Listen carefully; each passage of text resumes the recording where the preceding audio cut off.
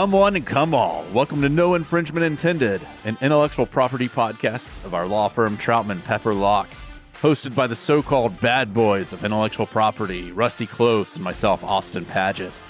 While you're settling in for this episode, please make sure that you're subscribed and pour some 5 stars out for your friends over here. It's time to reach into the old mailbag before we get started and address some of the questions that have come up. Jennifer Campbell writes in and asks, what are your faithful listeners of your podcast supposed to call themselves? We need a name for our movement. That's a heavy question, Rusty. I didn't want to answer it without your input. So you have any thoughts? It's a good question. I kind of want to lean toward calling the listeners the infringers, but this is no infringement intended. Right. So it doesn't quite fit. I don't know. Have you come up with anything good? You're usually better at this stuff than me. I'm going to dodge this one just because I'm hesitant to call ourselves a movement.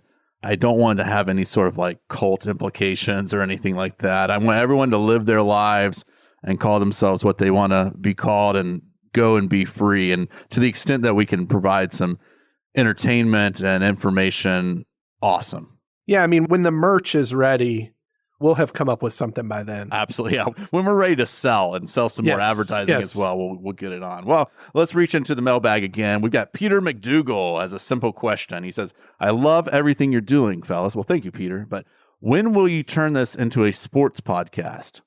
Peter, that's a great question. When we're recording this, we're in week 1 right now of college football season. So it's going to be a couple months before this is actually released. But that is where we're at now. So it's top of mind. So while we need to keep this about intellectual property to some extent. Barely. Yeah. Let's fire up the marching band, baby. Let's get the tailgate set to make a fan's wish come true today. To start with, Rusty, can you give me some favorite sports plays of yours of all time? Any sport? Yeah, of course I can. First one that comes to mind, gosh, I can't remember if this is 91 or 92, but it's when Sid slid. Sid Bream, outfielder for the Braves, lumbering around the bases, comes sliding into home base to beat the Pirates. Just an amazing memory. And then the other one, much more recent, but when Keely Ringo intercepted Alabama's quarterback, Bryce Young, ran it back for a touchdown, sealed the victory in the national championship game. I truly had an out-of-body experience. I was on the couch when the play started. I was standing in front of the TV when the play ended. I have no idea how I got from point A to point B, but that one I have watched probably 100 times. I don't know if you've seen any of the clips where they put the Titanic music over the clips. No, I have not seen that. I love that. It's got the Celine Dion singing near, wherever you are. Yeah. And I could cue that up right now and get the chills going. Oh, man, that'll make me run through a wall for somebody right there. Absolutely, yeah. I don't think I may have seen it in the moment or on a highlight, but one of the ones that comes up often in me from my algorithm is Bo Jackson climbing the wall in the outfield, where he's made some significant like speed and steps to go cover and catch a ball, but he's fairly short of the track, but just keeps going and starts running up the wall in the outfield. It's unbelievable. Very familiar. I love Bo Jackson highlights. They give me them all day. Yeah, either sport, whatever guy wants to do. I mean, it was amazing. Here's another one of my favorites to watch over and over again is Ickey Woods highlights, because you get to see the Ickey shuffle. Absolutely. And to people who don't know, the uninitiated, this is a famous end zone celebration dance, often imitated, never duplicated. Ickey had his own style with it, and you'll see reference to it now, even some modern players when, I love a good celebration at the end of a touchdown, but you'll see some players pay some reverence really to Ickey and what he did. Well deserved. Absolutely. And so here, Peter McDougall, we're going to come back to your question. Let's say that Ickey gets in the huddle and draws up a play. He makes the play call as well as designs his shuffle. Which one or both or none, which of them gets protection? And today we're really looking at the copyright aspect as well. So let's start with some choreographed works thoughts on copyright. It's a kind of a weird area of copyright, but it's very interesting. So when you think about end zone dance or a football play, both are choreographed to some extent in the high level thought of that term. So you have people moving around with some sort of planned movement.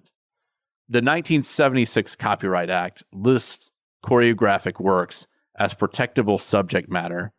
So before this time, choreography was not included in the list. So choreographers claimed copyright as a dramatic work or a musical accompaniment. The issue you get to is there's a fixation requirement. So you have to remember that to be copyrightable, the work at issue has to be fixed in a tangible medium. And I should throw air quotes around that for our listeners. Quote, fixed in a tangible medium, unquote, under the Copyright Act. So we discussed this in the Mike Tyson tattoo episode a few episodes back. So it comes up again with performing arts like jazz solos, anything that's, someone's doing it kind of just in the freedom of the moment. No one's really writing it down or recording it. It's just happening. If it isn't written down and it's not recorded, it was great, but it's not copyrightable. It's like me at a Fish concert. Right. And it's just in the moment. Yeah. And you're kind of known around the firm too for you're a poet, you're a bard. You'll just come up with free verse any and every time, but nobody's really jotting it down. They're just standing in awe. Free verse and free movement. Yes, exactly. Very free. So for dance, the same issue arises. So you need video or notation, instruction, whatever it is to convey like how to do this dance. I'm not even try with the icky shuffle of like trying to describe how to do it just because you have to see it to even attempt it. If you want it like a fun rabbit hole to kill some time with, there's this notation system called, I think it's called Laban notation, where it's like this, like these bars and each of the little pieces of, it looks like, I don't know, like Picasso came up with hieroglyphics or something. Like you kind of have to see it, but each little item in it represents some sort of pose or movement. And then you string them all together and it tells you how to move your body. It looks just impossible to keep up with, but much respect to those who can do it. So anyway, this is where we get to the icky shuffle. We have icky shuffling on video. I checked, I didn't see a registration covering the dance. So let's say that we file to register the copyright in the dance with the Copyright Office. That's going to be similar to the floss, if you know that one, Rusty. I'm well aware of the floss, yes. Yeah, the dance that all children know and all dads try. I don't know if my children know it. They certainly try it, though. Oh, yeah, that's very true. We have some weird variations in our household of the floss that just, it shouldn't be seen. So there's a registered copyright on the floss kid. I can't remember what his name is, but he owns a registration in that dance. So can we just pause? Practically speaking, is the registration for instructions, more or less, for doing that dance? The work is the dance itself. Okay. But you have to have something in fixed form to protect it. And so like that's the recording of it happening or the instructions that tell you how to do it. Okay. But in that example, because there are other examples we've used where you have a copyright on a particular recording. But here, it's not the recording so much that we're worried about as having the rights. It is what's shown in the recording. Yeah. And it's an interesting question because there would be kind of like music, there would be two copyrights happening. Right. Yeah. So you're recording the dance as what we call the deposit to put in with the Copyright Office. The Copyright Office is linked to the Library of Congress. And so they use the word deposit as if you're going to like put your dance into the deposits. In the bank. Yeah, right into the That's Library of Congress. Dances. I have to imagine any dance that I could contribute would go right to the dumpster there at the Library of Congress. But yeah, there would be kind of multiple layers there. So potentially you'd have two copyrights happening. I mean, like if you have a professional game, we'll get to this in a minute, but usually you have the copyright notices. The league owns the video broadcast that's happening. Right. So they would own that depiction, but the dance itself, if it weren't done by an employee, let's say they just kind of catch it and maybe it's a fan dancing or something like that, and the fan would probably own that absent some other agreement otherwise, but that's who owns it's going to come up here in a second when we get to talking about what players are doing on the field. Right. So comparing the floss though, you also have like the Carlton dance from The Fresh Prince of Bel-Air. Of course. That actor, Alfonso Ribeiro, he applied to register that dance. He dances over the song It's Not Unusual, but the Copyright Office refused to register it and said that the steps were too simple and short. I had this come up with a client who did choreography for children's music, like very simple. Like we're talking like pre-K music, and the Copyright Office is like, no, this is too simple. And it's kind of like, well, yeah, maybe one motion by itself, but the argument was you string them together and you have a sequence of movements, and that's what we're seeking to protect, not just the idea of raising your arms and things like that. But yeah, the Carlton dance is not registered. So if that was going to be asserted against someone, it's a tough position to be in because you have to go in and you can still sue based on a copyright that didn't register as long as you made the effort to register it. But you're disclosing that it wasn't registered because the Copyright Office took the posture that it's non-registrable. That, in a sense, it's not copyrightable.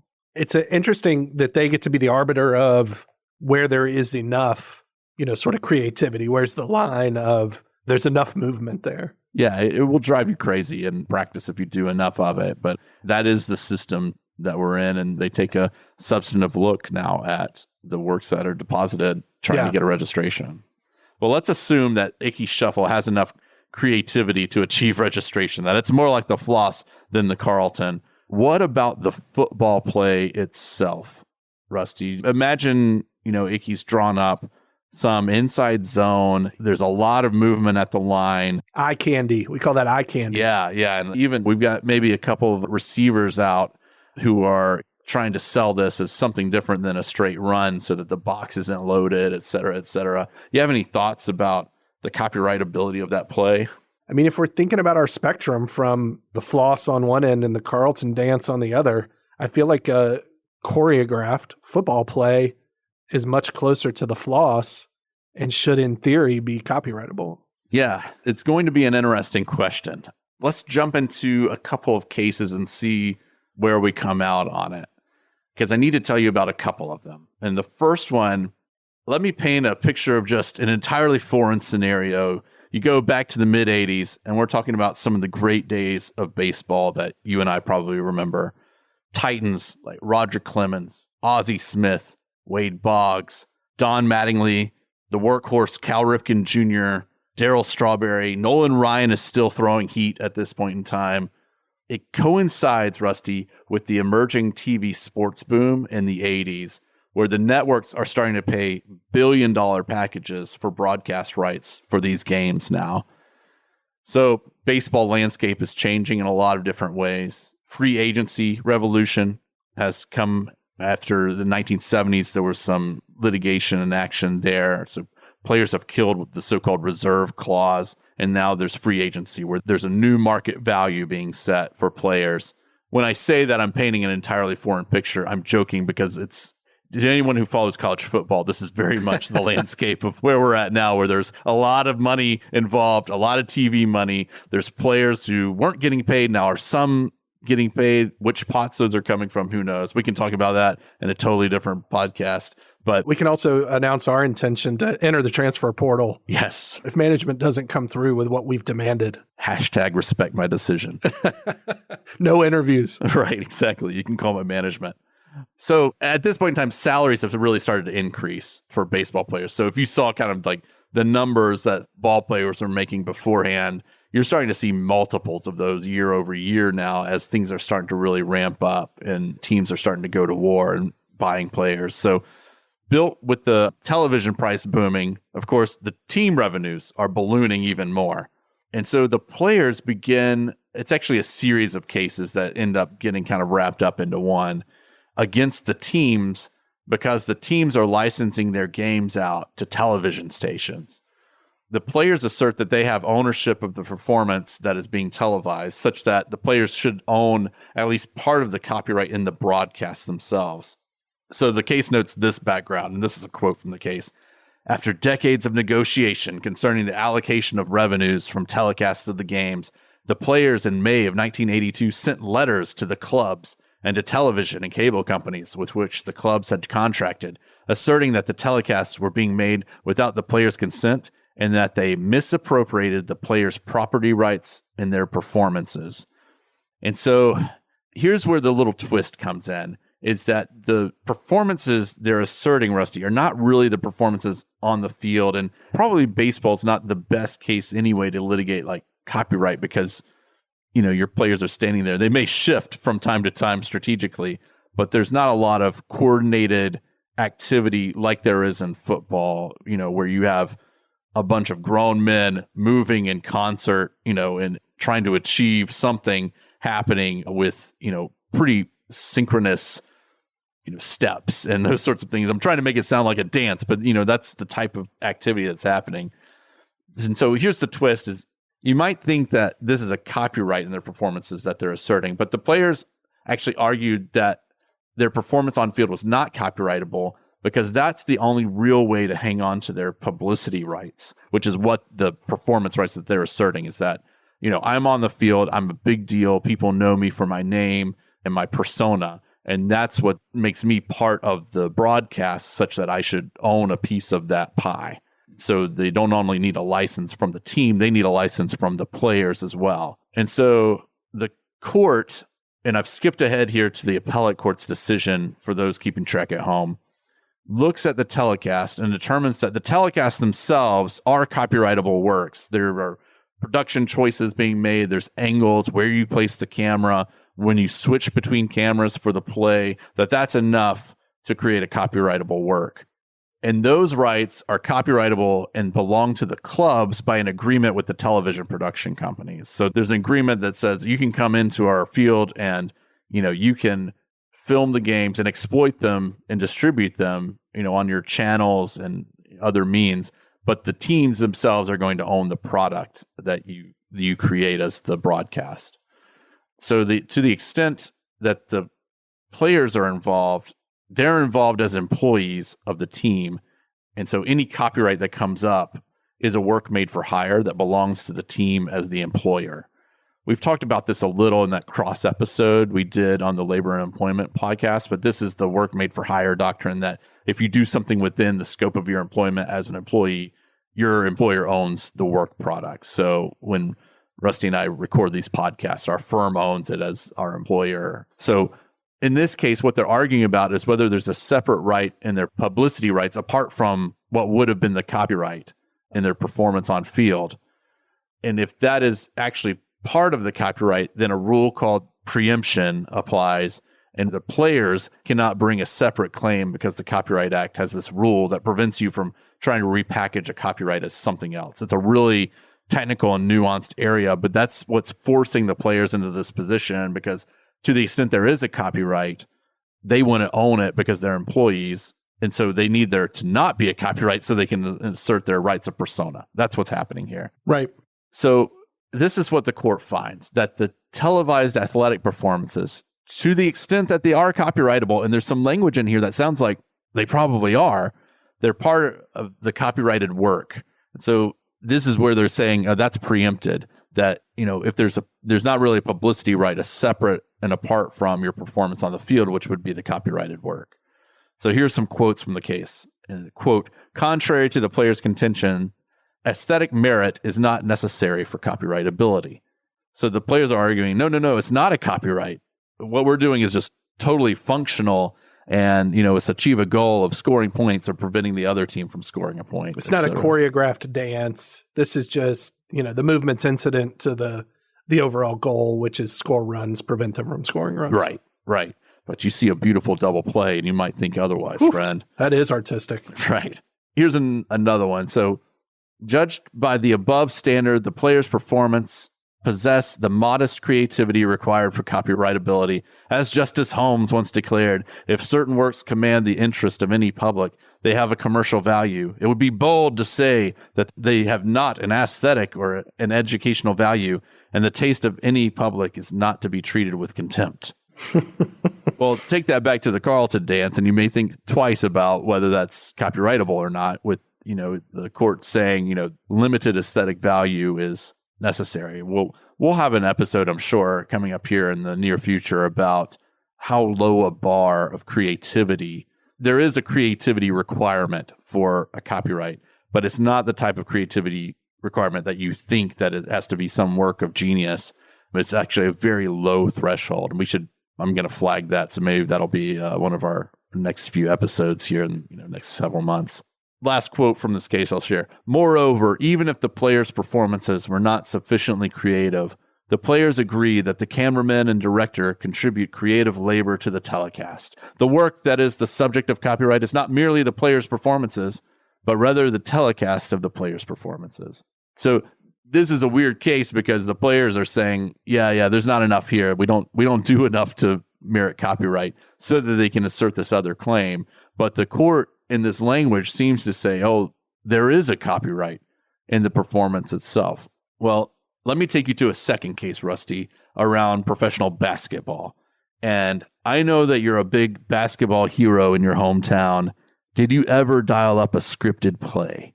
Yeah, I mean, hero is probably not even a strong enough word if we get down to it. We were not a basic, elementary school offense. So we ran a motion offense, which has some, movements that are built in, but really you're supposed to react to what's going on with the defense. But of course, there were certain circumstances, sideline plays, end of a quarter, something like that, where, we'd run something out of the old playbook. Yeah, and when I was playing as a little kid, not in high school, but, little league, for lack of a better word, we had this enormous dude on our team named Willie Jackson who could throw the ball the whole length of the court. And for a little kid at that time, that was pretty impressive. And so later in the game, we'd often catch the other team loafing. And so, if they hit a goal on an inbound play, we would have already called a play called Snowbird, where Willie takes it quickly, and John has already run down the entire length of the court and is standing basically right under the goal, and Willie just tosses the thing, and it's an easy 2-point layup. It's a beautiful thing. Oh, man. And nobody scouts Little League, so you could do it once a game pretty much, sometimes twice if the other team was really dense. This is really going off course here, but when I was a freshman, me and my best friend, our brothers were in 4th grade, and we coached their little league, so to speak, team. And we had 3 plays, mainly just pick and rolls. And the parents from the other teams were furious at us for having plays. Because, we were winning games by 60 points, you know, and they did not take it really well. That's tough. That is tough. You learn a lot of lessons in those years. Yeah, building a lot of character, one way or the other. Okay, so the second case, you've got, the basketball league is suing because another company is providing real-time game scores and play-by-play information. There's no copying of the broadcast that's happening. This is reporting on the events of the game, the sequence of the events, and sometimes to a relatively granular level of, who's passing to who's scoring, what the type of play is, those sorts of things. So the league takes the view that the on-court performance is copyrightable and it's owned by the league because the players are employees. So the court ultimately finds the facts about who scores and, what's happening in the game are just facts, and they're not protectable by copyright. But to get there, the court has to venture into whether the on-court events themselves are, merit copyright. And so I have some quotes from this case to think through, measuring them against the earlier baseball case. So it says, sports events are not authored in any common sense of the word. There is, of course, at least at the professional level, considerable preparation for a game. However, the preparation is as much an expression of hope or faith as a determination of what will actually happen. Unlike movies, plays, television programs, or operas, athletic events are competitive and have no underlying script.